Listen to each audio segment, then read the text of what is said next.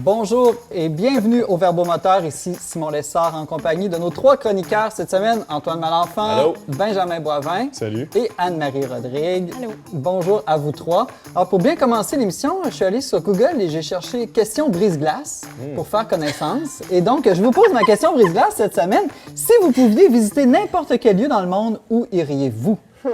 Dès que vous avez une inspiration, prenez la parole. Je visiterai l'intérieur de la tête de mon épouse, voir, essayer de la comprendre, essayer de découvrir ses motivations, ses désirs, ses aspirations profondes. Chose que je peine parfois à déchiffrer, mais l'amour est là, hein, trompez-vous pas là-dessus, mais des fois, comme j'aimerais faire un voyage, comme le bus magique un peu. Le bus magique dans le cerveau de ton épouse. Ouais. Bon, intéressant, très original comme réponse. Benjamin? J'adore ça. Je quitterais ce studio, il fait très chaud, et je retournerais dans mon bureau à l'air climatisé, dans la solitude et l'obscurité. Bon, Anne-Marie, peut-être tu auras une réponse Mais plus c'est-tu un traditionnelle. pays ou un lieu, t'as dit? N'importe où. OK. Mais c'est bizarre. C'est pas parce que je trouve ça si beau, mais ça m'intrigue. Dubaï, je trouve que c'est tellement démesuré, puis même repoussant de fast. Ouais, c'est ça. J'aimerais ça aller voir qu'est-ce qui se passe là. T'as-tu le même rapport avec cette ville-là qu'avec le film que t'as regardé hier? Une espèce de curiosité morbide? Oui, définitivement. Alors, on ne passera pas à la question de quel était le film qu'Anne-Marie a écouté hier. Toi, Simon, tu irais où? Moi, ça ressemble à Anne-Marie, mais moi, ce serait dans le désert. Peu importe où. Oh. Il me semble que, tu sais, je me rappelle quand j'avais écouté Laurence d'Arabie, là, j'aimerais ça un jour vivre une expérience dans le désert. Tu feras les gazelles. Ah non, c'est... Non, mais tu sais, le voyage en Jeep là, dans le Ouais, savane, peut-être pas non? un safari, là. Peut-être Non? plus à Tibérine, où était bien heureux Charles de Foucault, des choses comme ça. Beau. Il est pas sain Mystique maintenant, un peu. là? Il est rendu sain, il faut que je me mette à jour. Hein? C'est ça. Bon. C'est l'âge. Merci, Benjamin. Durant la prochaine demi-heure, nous discuterons ensemble de l'enjeu polarisant de l'accueil des migrants. Sommes-nous moralement tenus de recevoir sans discrimination les migrants qui se présentent à notre porte? Nous entendrons aussi l'édito d'Antoine Malenfant qui s'est laissé inspirer cette semaine par la réconciliation des frères ennemis du groupe Oasis. Mais tout d'abord, on commence cette émission avec une nouvelle étonnante sur le salaire des médecins au Québec.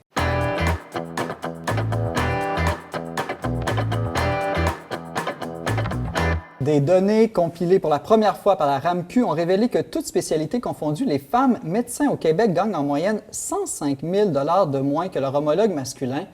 Anne-Marie Rodrigue, qu'est-ce qui explique là, cette disparité salariale? Est-ce que c'est simplement parce que les femmes partent davantage plus longtemps en congé maternité, par exemple?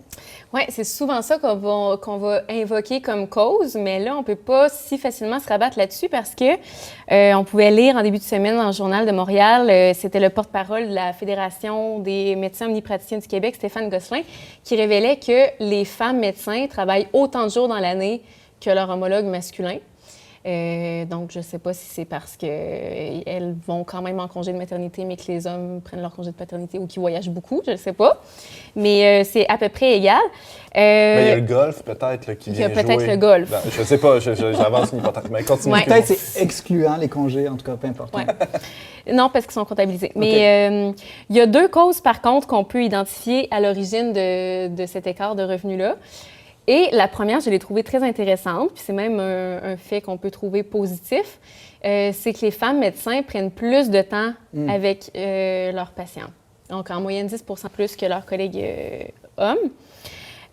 Puis, la deuxième cause, c'est que souvent des actes qui sont plus souvent pratiqués par des femmes médecins, comme les soins d'obstétrique, les soins au bébé, ils sont moins payants que d'autres actes, par exemple, qui sont plus communément pratiqués par des hommes ou par les deux.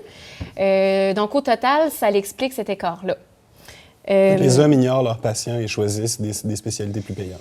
Bon, j'imagine qu'on pourrait dire que s'ils accordent, par exemple, 10 minutes prévues à chaque consultation, c'est un temps suffisant.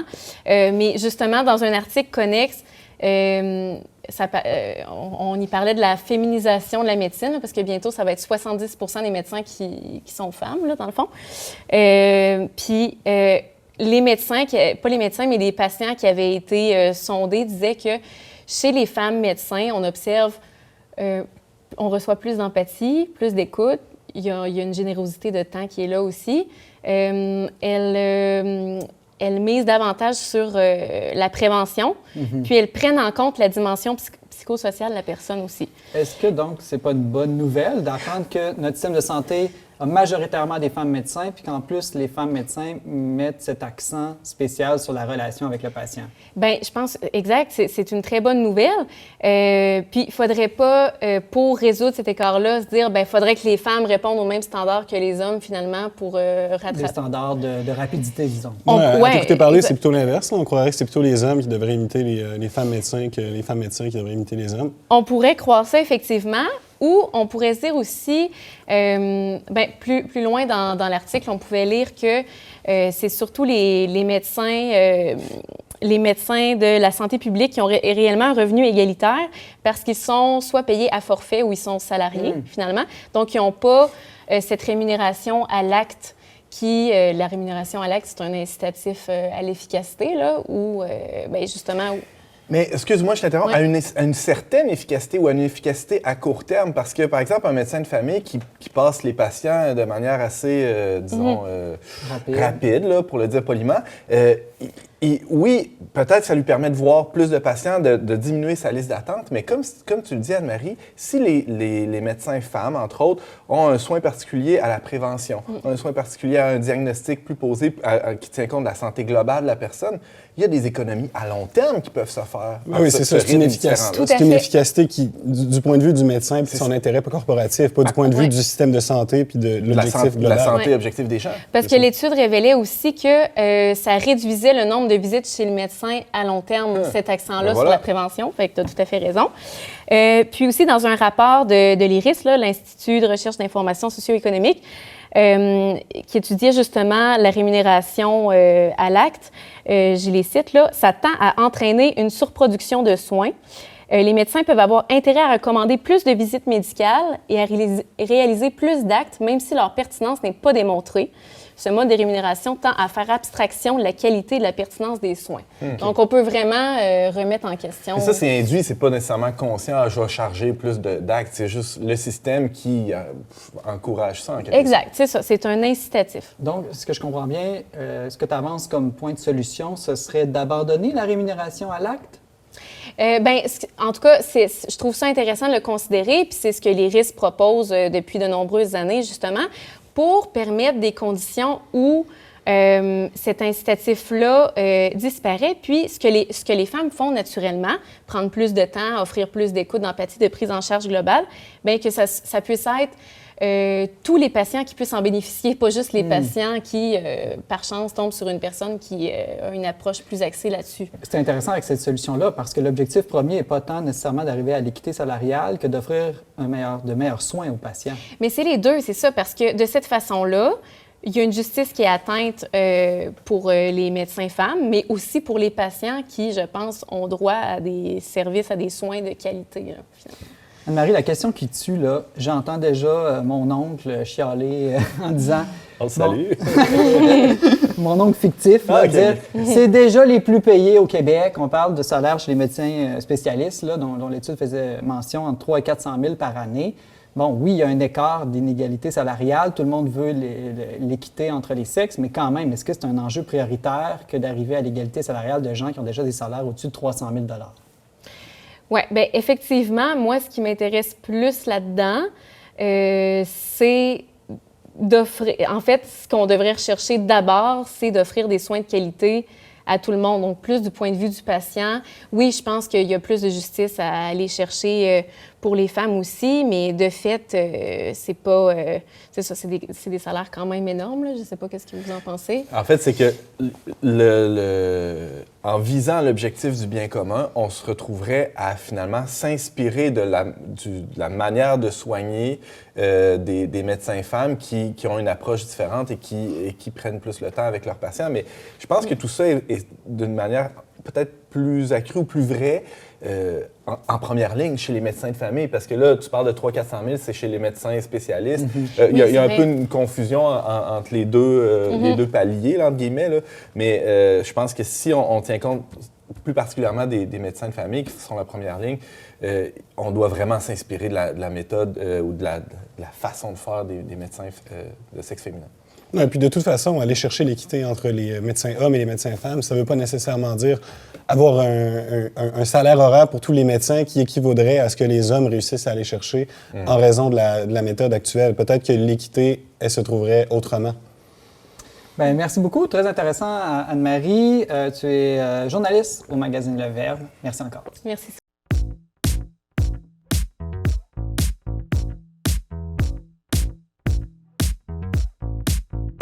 La nouvelle qui a surpris la planète culturelle cet automne, c'est assurément l'annonce de la réconciliation des frères ennemis du groupe Oasis. Antoine Malenfant, toujours friand de chicanes de famille, ça t'a inspiré ton édito cette semaine? Oui, Simon. Alors, tous ceux qui vivent sous une roche, comme Benjamin, peut-être, Je suis très bien. Hein? ont sûrement manqué la saga qui a animé tous les tabloïds anglais dans les 30 dernières années. Et là, je ne parle pas de la querelle entre les princes Harry et William, les princes héritiers de la couronne britannique. Non, non. Alors, de quel conflit intrafamilial est-il question ici? Je parle bien sûr de la guéguerre qui a opposé les frères Liam et Noël Gallagher du groupe Oasis. Gallagher, c'est... Bon, moi, je l'ai dit à la française, Oasis, mais on prononce plutôt Oasis. Ouais, c'est ça? important aussi, là, d'y aller avec les faits, là, on dit une oasis, hein, mettez ça dans votre pipe tout le monde, et non un oasis, comme c'est une erreur assez fréquente en français, mais c'est pas ça le sujet de ma chronique. Alors, les frères Gallagher se sont tellement engueulés par médias interposés qu'ils ont fait changer de nom pour s'appeler La Chicane, mais c'était déjà pris, là, malheureusement, au registre des Boum Desjardins s'est excité un peu. Ouais, c'est ça. Alors, rappelons les faits. Le 27 août dernier, 15 ans jour pour jour, après s'être séparés lors d'un concert à Paris, la rumeur raconte qu'ils se sont battus à coups de tambourine. C'est pas une blague. C'est la répétition de Caïn et Abel, d'une certaine manière. On y viendra. Et 30 ans jour pour jour après avoir sorti leur premier album, Definitely Maybe, les deux enfants terribles de Manchester ont fait l'annonce de leur réconciliation et de leur retour sur scène prévu pour l'été prochain. Vous avez vos billets? Ah oui. Ça doit coûter plus de 300 $ le billet. C'est très, très élevé. Entre 300 et 1000 $. 1000 $? Oui, c'est ça, mais il y en a très peu disponibles. Mais pour évidemment. célébrer l'amitié, Ah, la y a pas de réconciliation prix. universelle. Ouais. Et ce que ça démontre surtout, c'est que si les frères Gallagher peuvent se réconcilier, Simon, tout le monde peut se réconcilier. Là, il n'y a plus d'excuses pour personne. Cela dit, hein, les Anglais se pensent peut-être bien smart, Simon, mais ils n'ont rien inventé en matière d'engueulade fraternelle. Si on recule dans l'histoire, ça rejoint ton point, il faut remonter là, aux premiers frères de l'humanité, deux gars nommés Caïn et Abel. Leur chicane a été brève, mais intense. Pour résumer l'histoire, ça s'est terminé quand Caïn, à court d'arguments, il a sorti ses gros bras, il a rangé son petit cœur et sa cervelle dans un tiroir, s'est rué sur son pauvre frère Abel et lui a éclaté la sienne. Alors, pas besoin de vous dire que ça me rappelle de douloureux souvenirs d'enfance. Je ne m'étendrai pas là-dessus. Oh, OK. Pourquoi? Il me semble que ça serait intéressant. Tu peux bien parler, toi. Je pense que ça brassait chez vous entre frères, non? Ah ouais, Caïn et Abel, c'est un peu la thématique. Ouais. Un peu plus tard, là, je saute des bouts, hein, parce qu'il faut faire vite. Là. Ça ne veut pas dire qu'il ne s'est rien passé durant les siècles qui ont suivi. Il y a eu des chicanes de frères quand même. Mais un peu plus tard, il y a eu Ésaü qui a cédé son droit d'aînesse à son frère Jacob, aussi appelé le Fourbe, contre une platée de lentilles. Personnellement, je trouve qu'il s'est fait un peu arnaquer, là, mais qui suis-je pour juger? Hein, Une platée de lentilles comme le tien Un à midi. plat de légumineuses. Ah, oui, comme le linge d'Anne-Marie. Moi, Que j'aurais Benjamin rien voulait échangé contre ça. Je sais pas. C'était délicieux, vous Ouais, manquez de j'en quoi? doute pas. Un peu sec, peut-être, hein? Qui sait? Un peu plus tard, il y a eu aussi Joseph qui a été vendu par ses frères. Ça, à la maison, il faut en convenir tout de suite, on fait pas ça. T'as beau être en colère contre ton frère, c'est pas une raison pour le garrocher dans le fond d'un puits et ensuite le vendre à la première caravane de marchands d'esclaves qui passe par là. Hein? On s'entend là-dessus? Mais ça peut être intéressant comme spot, le fond d'un puits, je sais pas. Il y a de l'écho. Ça y a Moi, pas mal réussi. Mes frères m'ont déjà mis dans sécheuse. C'est sûr que tu l'as mérité. Alors, clairement, ça prend pas un bac en théo à l'Université Laval pour comprendre que dans le grand plan de Dieu, il veut qu'on devienne tous des frères et sœurs, Simon. Hein, ça implique qu'on se côtoie pour se connaître les uns les autres et qu'on se connaisse assez pour s'aimer et qu'on s'aime assez pour savoir ce qui fait souffrir l'autre, et oui. Et qu'on soit assez bête pour se servir de cette info pour appuyer ensuite sur les bons bobos du frère ou de la sœur en question. Dieu merci. L'histoire des conflits fratricides ne s'arrête pas là. Jésus, le Fils de Dieu lui-même, est venu sur terre, Simon. Je t'apprends quelque chose, peut-être? Apparemment, t'as l'air surpris. Apparemment, il n'avait pas Moi, de je me dis, c'est le moment homélie, il faut que je sois attentif. Oui, ça s'en vient. Apparemment, Je pensais que c'est là qu'il fallait arrêter d'écouter. Ça dépend où tu vas, hein? Vas-y, Antoine, avance. Là. Apparemment, il n'y avait ni frère ni sœur, hein, Jésus, probablement pour mieux devenir le frère de tous et pour nous dire d'aimer nos ennemis, spécialement si c'est le prochain, c'est-à-dire bien souvent nos frères et sœurs. Mais il n'est pas juste venu pour nous le dire, il est venu pour le faire. Et attention, alerte à la finale quétaine, comme c'est mon habitude. C'était pas déjà commencé? C'était pas la finale.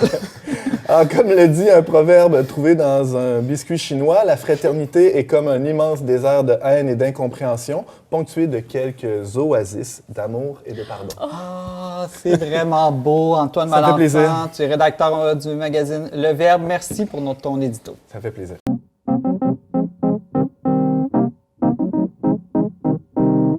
L'enjeu de l'accueil des migrants est au cœur des présentes élections américaines, mais aussi de la politique européenne et même canadienne depuis quelques années.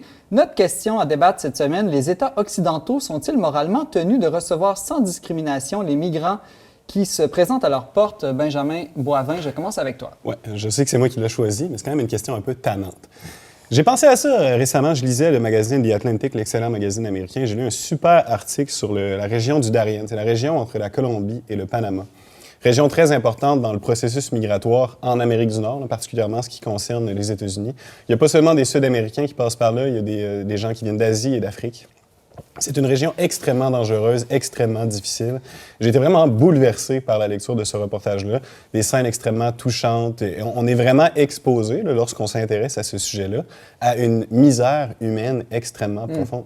Et toute la question migratoire, c'est pas des gens qui se déplacent pour le plaisir ou qui le font Avoir à la un peu gros recherche. salaire. C'est ça. On parle vraiment de gens qui se trouvent parfois dans des situations extrêmement difficiles.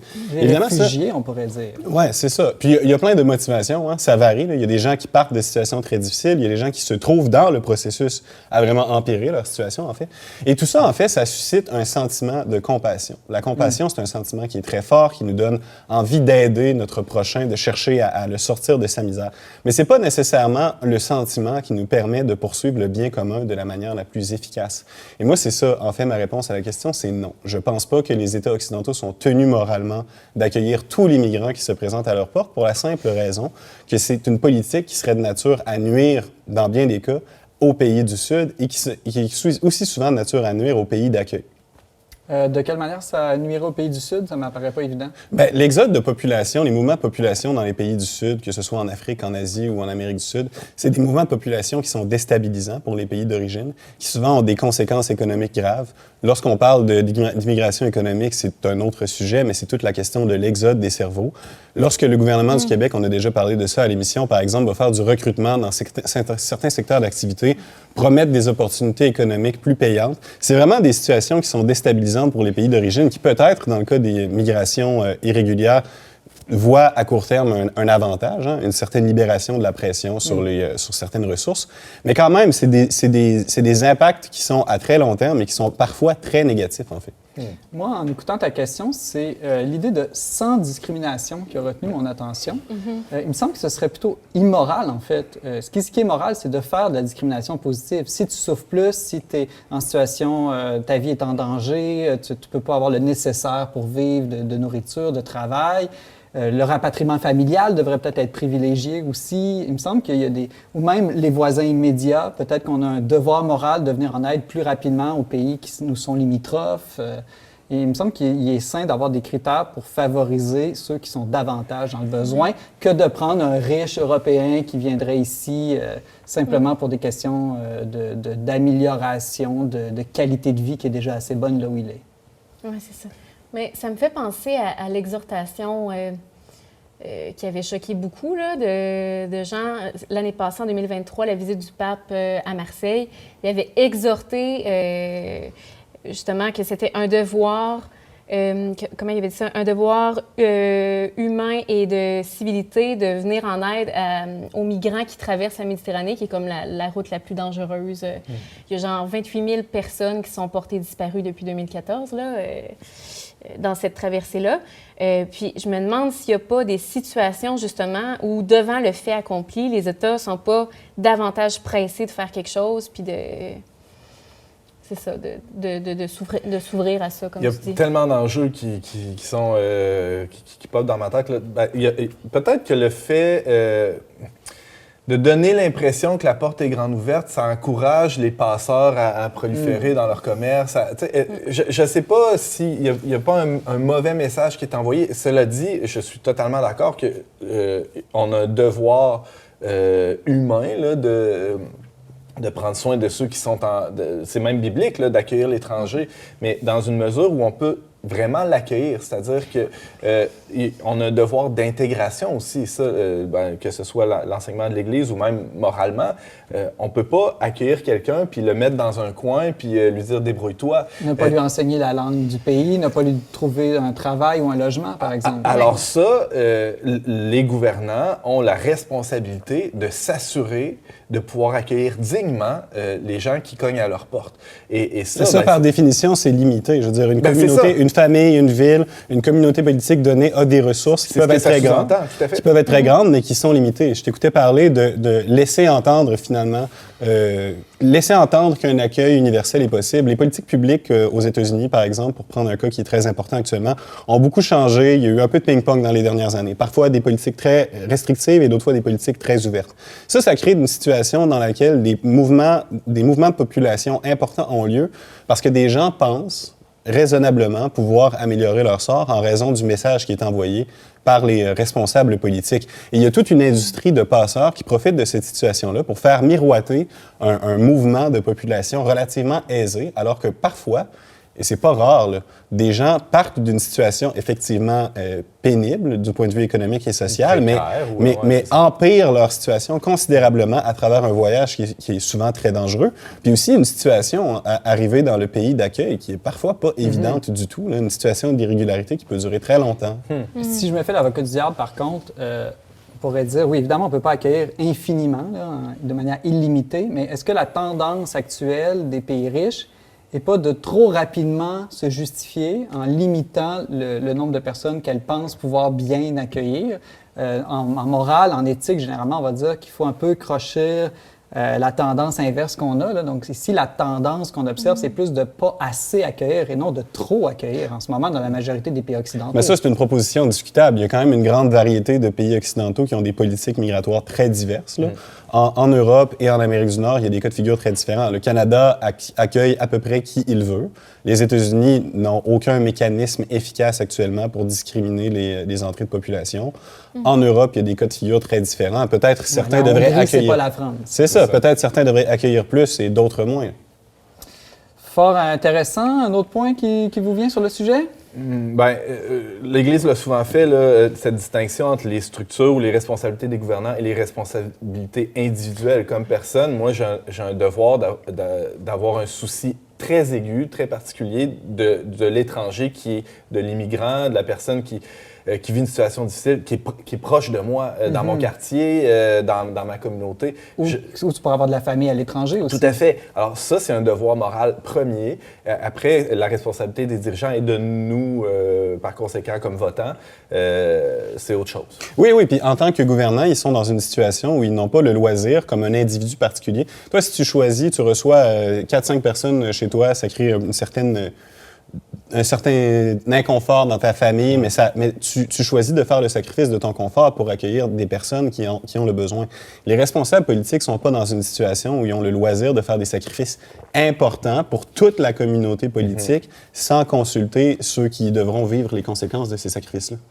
Merci à vous trois pour cette discussion. D'ailleurs, si vous voulez nous partager votre opinion, vos commentaires sur la question de la semaine, visitez les pages Facebook et YouTube du Verbe Média, ou vous pouvez aussi nous écrire directement à verbomoteur@le-verbe.com.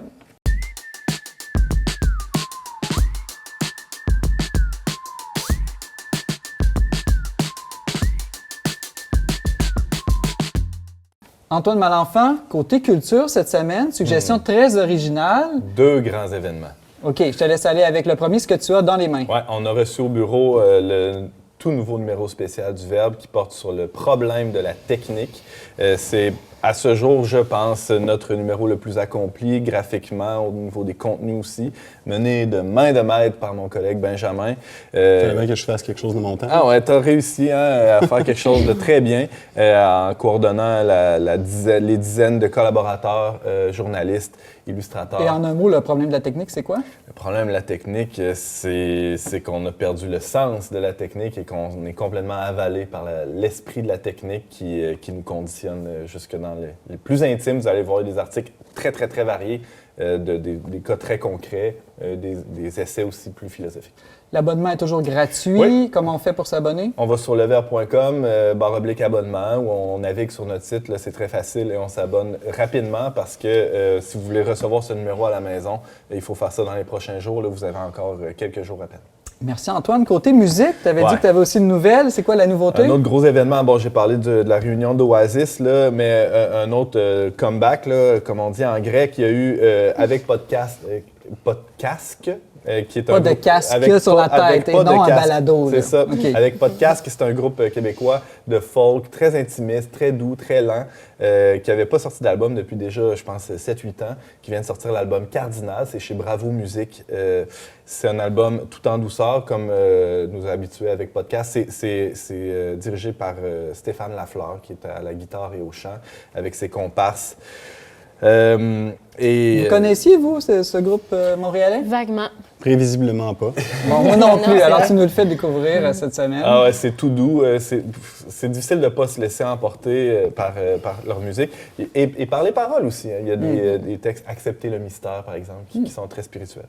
Bon, ben justement, merci Antoine. On va se laisser cette semaine sur la chanson Marcher tes bottes du groupe folk montréalais avec pas de casque, tiré de leur nouvel album Cardinal, sorti le 13 septembre dernier. Pour réécouter, commenter, partager cette émission, vous pouvez toujours aller sur la page YouTube du Verbe Média. Vous pouvez liker, aimer, partager, commenter. Ça nous aide vraiment beaucoup chaque fois que vous le faites. Je remercie aussi Barthélemy Rieu et Marianne Martin qui sont toujours très fidèles à la technique en régie derrière. C'était Simon Lessard à l'animation. On se donne rendez-vous la semaine prochaine pour un autre épisode des Verbomoteurs. Des traces de nous d'hier.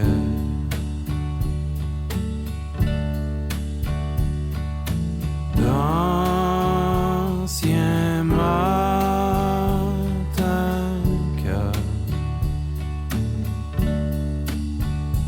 on voit souvent ce que l'on souhaite. Et je marcherai tes bottes pour les détendre, les détendre, les détendre.